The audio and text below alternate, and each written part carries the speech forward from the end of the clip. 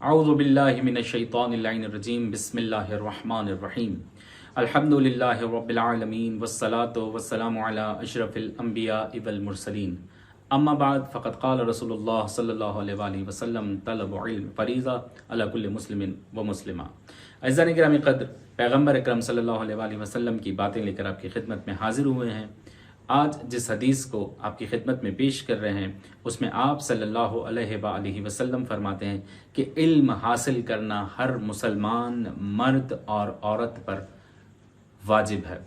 عزیزان گرامی قدر، اس حدیث میں جو سب سے اہم لفظ ہے وہ واجب کا ہے کہ نبی فرماتے ہیں ہر مرد اور عورت کے اوپر، یعنی جس کا اسلام کے ساتھ، جو اسلام کے دائرے میں آ گیا، جس نے اپنے آپ کو مسلمان کہا، نبی کی پیروی کرنے لگا، وہ چاہے مرد ہو یا عورت ہو، دونوں کے اوپر علم حاصل کرنا واجب ہے۔ علم حاصل کرنا واجب ہے، اور واجب ایک ایسی شے کو کہا جاتا ہے کہ جس کا حساب آخر میں دینا پڑتا ہے اور پروردگار عالم اس کے متعلق پوچھے گا۔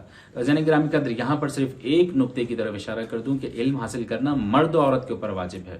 بعض جگہوں پر ایسا ہوتا ہے کہ خواتین کو روک دیا جاتا ہے کہ تم ہماری، مثلا غیرت کے نام پہ روک دیا جاتا ہے کہ تم ہمارے خاندان کی یا ہمارے گھر کی عزت ہو، غیرت ہو، ہم نہیں چاہتے کہ ہماری خواتین علم حاصل کریں، یعنی باہر جائیں۔ اگر آپ یہ چاہتے ہیں کہ خواتین باہر نہ جائیں تو ان کے لیے گھر پر کوئی استاد استانی لے کر آئیے، کیونکہ ہم سے زیادہ بہتر نبی جانتے ہیں۔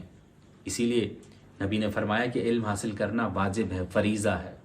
عزیزان گرامی قدر، پروردگار عالم سے دعا گو ہوں کہ مالک دو جہاں ہمیں ہر حال میں اس فریضے کو حاصل کرنے کی توفیق عطا فرما، چاہے ہم جہاں بھی ہوں، ہمیں ویسا روزہ دار بنا دے کہ جیسا تو چاہتا ہے۔